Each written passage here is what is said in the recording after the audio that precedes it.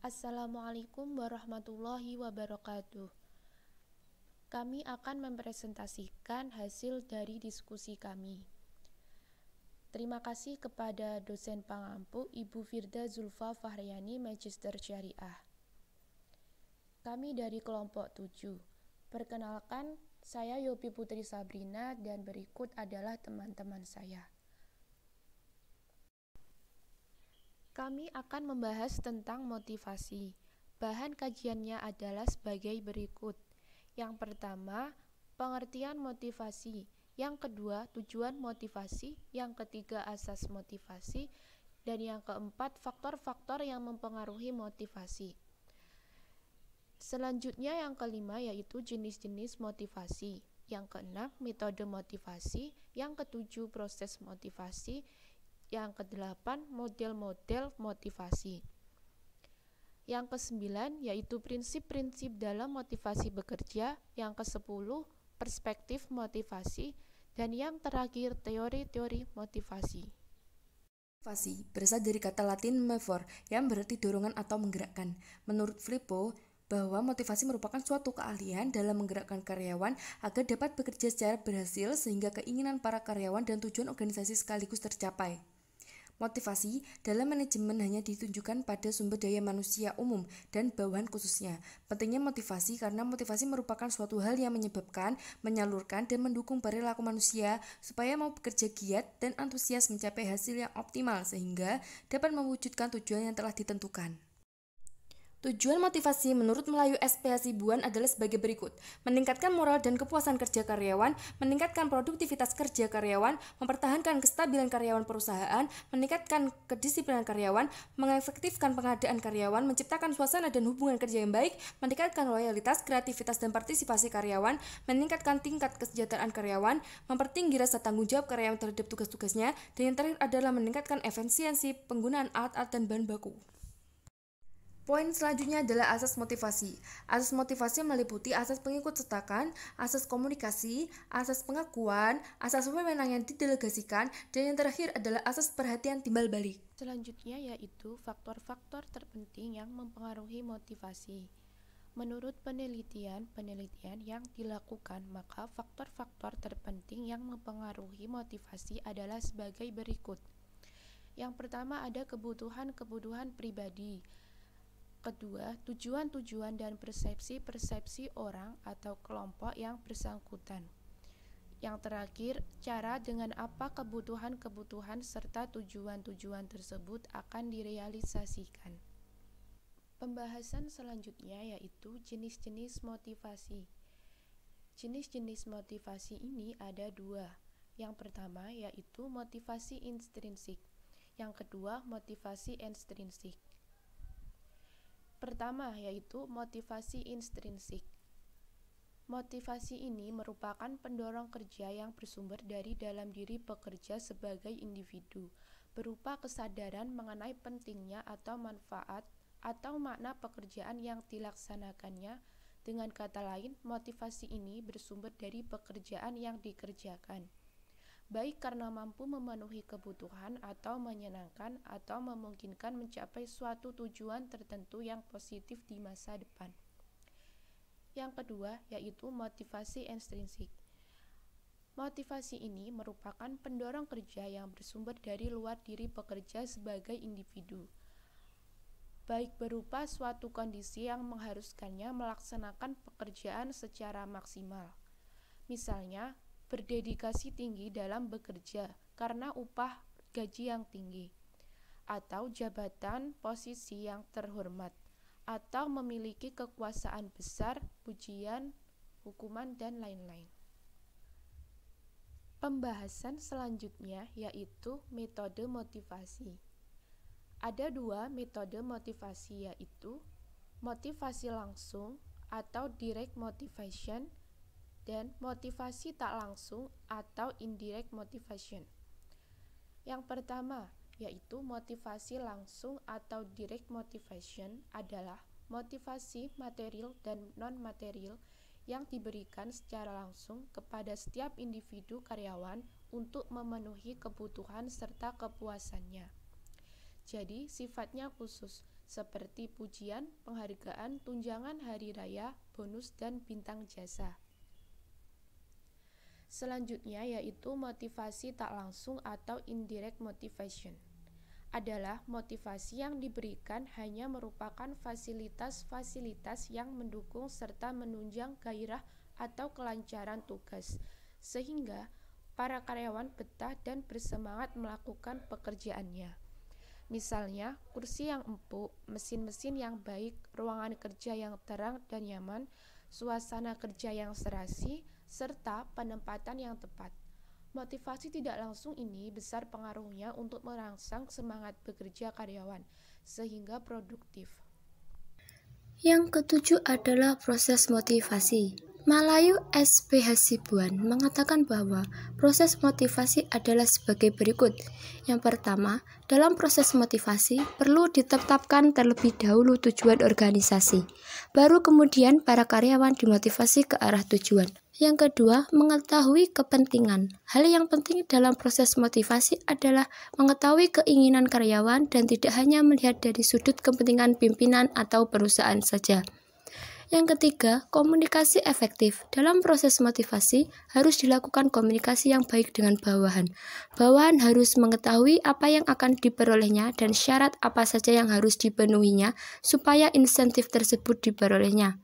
Yang keempat, interogasi tujuan. Proses motivasi perlu untuk menyatukan tujuan organisasi dan tujuan kepentingan karyawan. Tujuan organisasi adalah needs kompleks, yaitu untuk memperoleh laba serta perluasan perusahaan. Sedangkan tujuan karyawan ialah pemenuhan kebutuhan dan kepuasan. Yang selanjutnya adalah model-model motivasi. Yang pertama, model tradisional atau model manusia rasional. Tokoh dari model tradisional adalah Taylor. Menurut model ini menganggap bahwa pegawai itu pada dasarnya pemalas atau kurang bergairah dalam bekerja. Berdasarkan asumsi ini, model tradisional agar karyawan dapat berprestasi atau berkinerja tinggi, maka perlu adanya dorongan yaitu berupa imbalan dan insentif. Dengan imbalan dan insentif tersebut, karyawan akan terpacu dalam bekerja, sehingga semakin tinggi prestasi kerja, maka semakin tinggi pula imbalan atau insentif yang diterima. Yang kedua, yaitu model hubungan manusia atau Human Relation Model. Pencetus model hubungan manusia adalah Elton Mayo. Asumsi dari model ini, bahwa karyawan akan termotivasi bila karyawan dibuat merasa penting dan berguna, serta akui kebutuhan sosial karyawan. Sesuai dengan model ini, maka karyawan harus diberi kebebasan dalam mengambil keputusan untuk menjalankan tugas, sehingga karyawan akan merasa puas dalam melaksanakan pekerjaannya.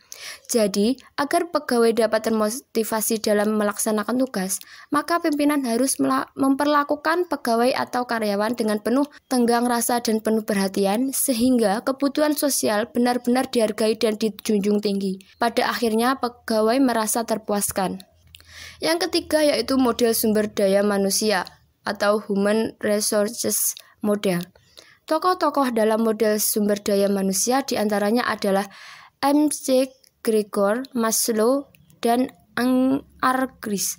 Model sumber daya manusia ini berpendapat bahwa karyawan atau pegawai termotivasi kerjanya bukan karena faktor upah dan kepuasan kerja belaka, melainkan yang membuat karyawan termotivasi kerjanya adalah sangat kompleks. Pada dasarnya, menurut model ini, bahwa setiap orang mempunyai dorongan untuk menjalankan tugas dengan baik dan penuh tanggung jawab, sehingga para karyawan akan memperoleh kepuasan karena prestasi tinggi. Jadi, berdasarkan asumsi ini bahwa karyawan atau pegawai sebaiknya diberi tanggung jawab yang lebih luas melaksanakan tugas dan wewenang. Hal ini dikarenakan setiap orang pada dasarnya mempunyai dorongan untuk bekerja dengan tekun, rajin, dan baik, sehingga karyawan dapat mencapai tujuan dan sasaran sesuai dengan cara karyawan sendiri.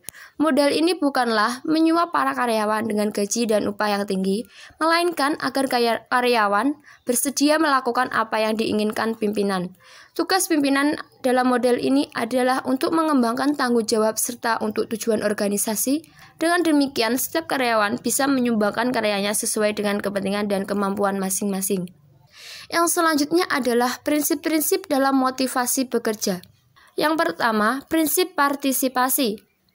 Dalam upaya memotivasi kerja, pegawai perlu diberikan kesempatan ikut berpartisipasi dalam menentukan tujuan yang akan dicapai oleh pemimpin.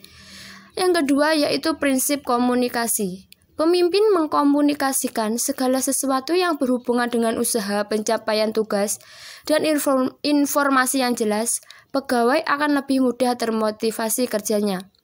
Yang ketiga yaitu prinsip pengakui adil bawahan. Pemimpin mengakui bahwa bawahan atau pegawai mempunyai andil dalam usaha pencapaian tujuan. Dengan pengakuan tersebut, pegawai akan lebih mudah termotivasi kerjanya. Yang keempat yaitu prinsip pendelegasian wewenang. Pemimpin yang memberikan otoritas atau wewenang kepada pegawai bawahan untuk sewaktu-waktu dapat mengambil keputusan terhadap pekerjaan yang dilakukannya, akan membuat pegawai yang bersangkutan menjadi termotivasi untuk mencapai tujuan yang diharapkan oleh pemimpin. Yang terakhir yaitu prinsip memberi perhatian. Pemimpin memberikan perhatian terhadap apa yang diinginkan ke pegawai bawahan akan memotivasi pegawai bekerja apa yang diharapkan oleh pemimpin. Poin selanjutnya adalah perspektif motivasi. Perspektif behavioral. Ini adalah proses di mana motivasi terbentuk dari penekanan terhadap imbalan ataupun hukuman eksternal yang akan memunculkan semangat, arah, dan kegigihan pada perilakunya. Kedua adalah perspektif humanities. Perspektif humanities adalah melihat motivasi sebagai proses pemenuhan kebutuhan berdasarkan hierarki kebutuhan untuk menuju aktualisasi diri, di mana setiap tingkatan kebutuhan mempunyai motivasi tersendiri yang akan mendukung tercapainya tingkat kebutuhan yang selanjutnya. Yang ketiga adalah perspektif kognitif. Ini adalah motivasi yang terbentuk dalam diri orang tersebut yang akan memunculkan inisiatif internal sehingga dapat menentukan tujuan, perencanaan, dan monitoring untuk memperoleh hasil yang akan diinginkan dan juga dapat memunculkan motivasi kompetensi. Dan yang terakhir adalah perspektif sosial. Ini adalah motivasi atau proses yang didasarkan pada motif untuk berhubungan atau afiliasi dengan cara berinteraksi dengan orang lain yang akan membutuhkan pemeliharaan dan pemulihan hubungan personal yang hangat dan akrab. Yang ke-11 adalah teori-teori motivasi. Yang pertama, teori kebutuhan dari Maslow. Setiap manusia memiliki kebutuhan. Kebutuhan tersebut terdiri dari kebutuhan fisik, kebutuhan psikologi, dan kebutuhan spiritual. Dalam teori ini, kebutuhan diartikan sebagai kekuatan yang menghasilkan dorongan bagi individu untuk melakukan kegiatan agar dapat memenuhi kebutuhan tersebut. Yang kedua, teori dua faktor Friedrich Herzberg. Teori ini mengemukakan bahwa ada dua faktor yang dapat memberikan kepuasan dalam bekerja. Kedua faktor tersebut adalah faktor sesuatu yang dapat memotivasi atau motivator dan faktor kesehatan lingkungan kerja.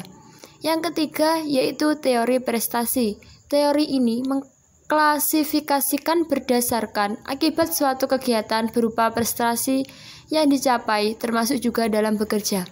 Yang keempat yaitu teori penguatan. Teori ini banyak dipergunakan dan fundamental, sifatnya dalam proses belajar, dengan mempergunakan prinsip yang disebut hukum ganjaran. Yang kelima yaitu teori harapan. Teori ini berpegang pada prinsip yang mengatakan terhadap hubungan erat antara pengertian seseorang mengenai suatu tingkah laku dengan hasil yang ingin diperolehnya sebagai harapan. Dan yang terakhir adalah teori tujuan. Setiap kerja memahami dan menerima tujuan perusahaan dan merasa sesuai dengan dirinya yang akan merasa ikut bertanggung jawab dalam mewujudkannya. Sekian presentasi dari kelompok kami. Bila ada kurang lebihnya kami mohon maaf. Terima kasih atas waktu dan perhatiannya. Sekian, wassalamualaikum warahmatullahi wabarakatuh.